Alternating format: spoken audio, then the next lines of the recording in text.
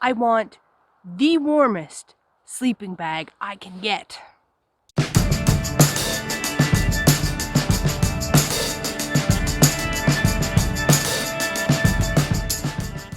I'm Samantha, and this is Lone Crow Adventures, the channel that talks about all things camping, hiking, and backpacking.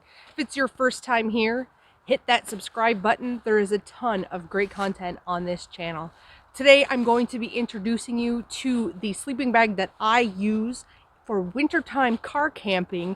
It is the Browning McKinley -30 sleeping bag. So let's get this thing rolled out. So this is the Browning McKinley -30 bag. This is not your backpacking bag. This is your car camping bag, your snowmobile camping bag if you're towing a sled, or your base camping bag.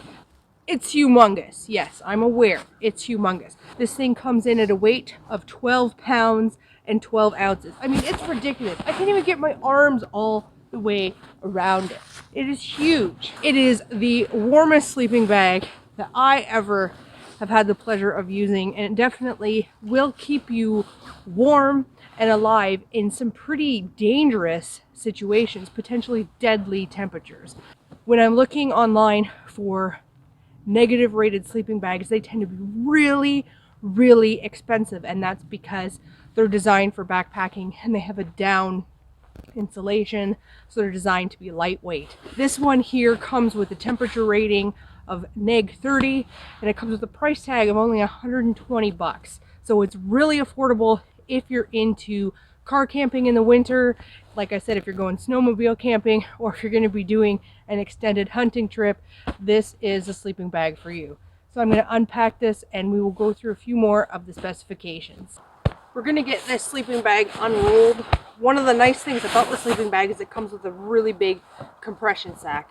Despite the size of this compression sack, it can actually be surprisingly difficult to get this sleeping bag back into it. You definitely have to cinch down all of the ties. This sleeping bag is just humongous. All right. Whew.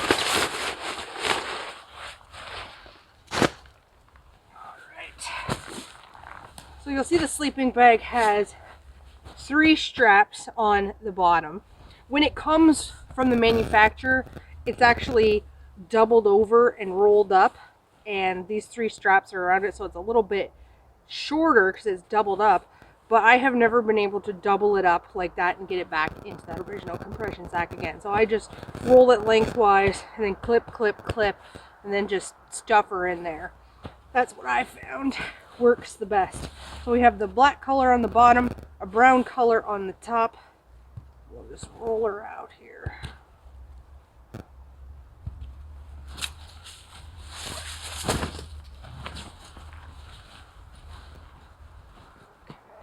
You can see, nice big sleeping bag.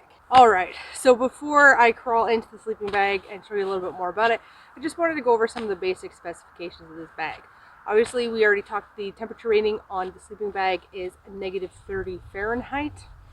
The material on the exterior of the sleeping bag is made of a 210T diamond ripstop nylon, and the liner is made out of a brushed polyester. It is a synthetic bag. That's where it gets a lot of its weight from. The insulating material on the inside of the sleeping bag is made out of a Tech Loft micro denier fibers that have been siliconized for maximum compressibility and maximum insulation. So that's kind of the geeky stuff about the bag. The basic dimensions on the bag, we have a 36-inch width by a 90-inch length. And obviously I already told you the weight on the bag comes in at 12 pounds and 12 ounces. So those are the basic specifications of the bag. It does have a mummy shape with a mummy hood. Unlike obviously a lot of other mummy style bags, this one is not a constrictive mummy style bag by any sense of the means, and there is plenty of room inside of this bag, especially if you're a bigger, taller guy. You'll be toasty and warm inside of the sleeping bag. It does have a pocket on the outside of the sleeping bag with a little zipper here, and you could stick things like your phone or your GPS, or if you want to keep a bedtime snack close by, just pop it in right there. And it does have a nice Velcro that comes across the top here just to hold the zipper in place. You can take a look at these zippers. They're super robust. So we'll unzip the sleeping bag.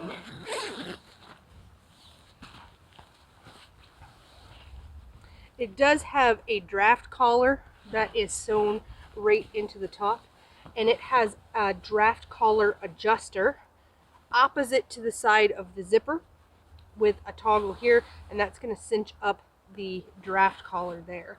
And it also has Velcro where you can unvelcro this section here, and then you can Velcro this directly over onto the other side to keep it nice and snug up around your throat, to keep any of those drafts out on the coldest of cold nights. So we'll crawl inside the bag. I'm just going to kind of knock some stuff off my boots. Honestly, these boots are a little challenging to get in and out of. And the sleeping bag is so big, there's no reason why you couldn't sleep with your boots on if you wanted to. Not that you need to, because it's so warm. So, we'll zipper up. Zipper runs super smooth. There's no problems with the zipper. And it does have a secondary zipper at the bottom. As soon as I can get my glove on it. If you need to vent some heat through the bottom, it does have a venting zipper as well. It's kind of chilly out today, so I'm keeping my gloves on. Alright. So this is me inside of the sleeping bag. You can see it's humongous. It's huge. I love it.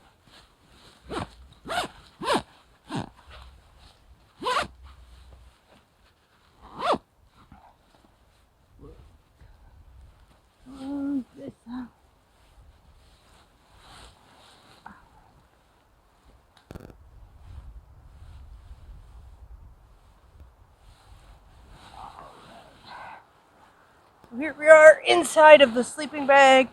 We've got the hood. Pull the hood right down, and we'll cinch up the collar all the way. Oh, look at that. Look how warm we are inside this sleeping bag. So let's have a little discussion about the sleeping bag, and we'll kind of outline some of the pros and some of the cons, right? The biggest con is that it's just so big, and it's cumbersome, which limits the different places you're actually able to use the sleeping bag, just in terms of being able to transport it to that location. One of the other things I wasn't too wild about was this Velcro. If it comes undone in the middle of the night, which hasn't happened to me, but it's happened to Sarah a couple times, where it's popped open and it kind of scratches the face a little bit. So you have to make sure the Velcro is definitely cinched back over and completely covered before pack up, because if you leave this flap open, you'll notice that this ripstop nylon material has a tendency to kind of get stuck in it, and the next thing you know, you end up with pulls in that material. So that was kind of an oversight on the part of just the manufacturing process, but you can overcome that by just making sure that this little Velcro right here is just closed right over. One of the other cons of the sleeping bag is just the compression sack, and trying to get the sleeping bag back into its original compression sack. I've read a few things about this online. Some people say that they just kind of stuff it down in there. Some people say that they roll it. I choose to roll it one time lengthwise, use the 3 straps on the bag, and then stuff it in. But it definitely is, it's like an aerobic workout trying to get the sleeping bag back in the stuff sack. So I think there's definitely some room for improvement there. So if you're going car camping and you've got the space, maybe for like a big duffel bag or something, it might be worth switching out the stuff sack on the sleeping bag for something that's easier to get this sleeping bag in and out of, because obviously it doesn't really matter too much if it's compressed if you're bringing it in the car. One of the great things about this sleeping bag is that it has a true to temperature rating. I have used this sleeping bag. I've never actually experienced coldness in this sleeping bag. The temperatures around here in the Midwest just haven't got cold enough for me to actually experience any coldness in the sleeping bag. And that's great because I can sleep inside of this sleeping bag and I can just wear my regular pajamas. So I usually wear just a regular pair of lounge pants, and then I'll have some kind of a waffle shirt on the top, and I'll usually wear a beanie or something to bed just to help with the insulation. But I don't need to sleep in under layers and a mid layer and then a down insulating vest and all these other things. It's nice to be able to go to bed and just have kind of your regular pajamas that you might wear at home on in while you're sleeping in like the 20s and the teens. That's real nice. The other nice thing about the sleeping bag is that if you do decide to use it in temperatures that are a little bit warmer, so let's say 40s to mid 40s, you don't actually need to use a camp mat at all. The sleeping bag is warm enough when using it in the 40s that if you use a camp mat, you'll probably die of sweating to death because it is very, very warm. So that's a nice thing. When it gets up above freezing, you can just abandon the camp mat altogether. The other really nice thing about the sleeping bag is because it is 36 inches wide and it's 90 inches long, you have enough room to take your boots off before you go to bed and slip them down into the sleeping bag so that you can sleep with your boots. You can throw your coat, you can throw all your gear that you're going to put on the next morning when it's like 20 below outside right into the sleeping bag with you, and you don't feel like it's really creeping up on you or trying to crowd you out because it's 90 inches long, so there's a lot of space down here. So you just take all that gear that you're going to put on first thing in the morning, stuff it down to the bottom of the bag, and this way when you wake up, you can put your gear back on, especially those boots, and they're going to be warmed up to your body temperature. If you've ever gone winter camping, there's nothing worse in the morning than waking up and then having to stick your foot back into an ice cold boot that's been sitting outside of your sleeping bag all night. It's just, for me, it just zaps all my heat away almost instantaneously. So that's a really nice feature. Throw all your electronics and all your gear right in the sleeping bag with you, and you don't feel like you're being crowded by it. All right, so let's give the Browning McKinley -30 mummy bag a rating on a 5-point scale. I can honestly say, after using this sleeping bag on several different occasions, that this sleeping bag gets a pretty rock solid 4.5 out of 5 curl rating. It keeps you warm. It's a true to temperature rating. It isn't constricting like a regular mummy bag, and there's room for your gear inside of the sleeping bag with you, so you can wake up and all of your clothes for the next day are going to be warm. Those are all excellent points. I've never actually been cold in any temperature that I've used this sleeping bag, so that is a really, really big plus. Where it loses that half a point for me, there's two things. One, the Velcro on the top of the bag. You have to make sure that that little flap that goes over the zipper is cinched. If you don't, it tends to stick to that brown ripstop nylon and actually causes pulls in the fiber, which is going to decrease the longevity of the life of the sleeping bag. The other thing is the stuff sack. The stuff sack is just kind of a pain in the butt. It's hard to roll up. I haven't found a great way to do it.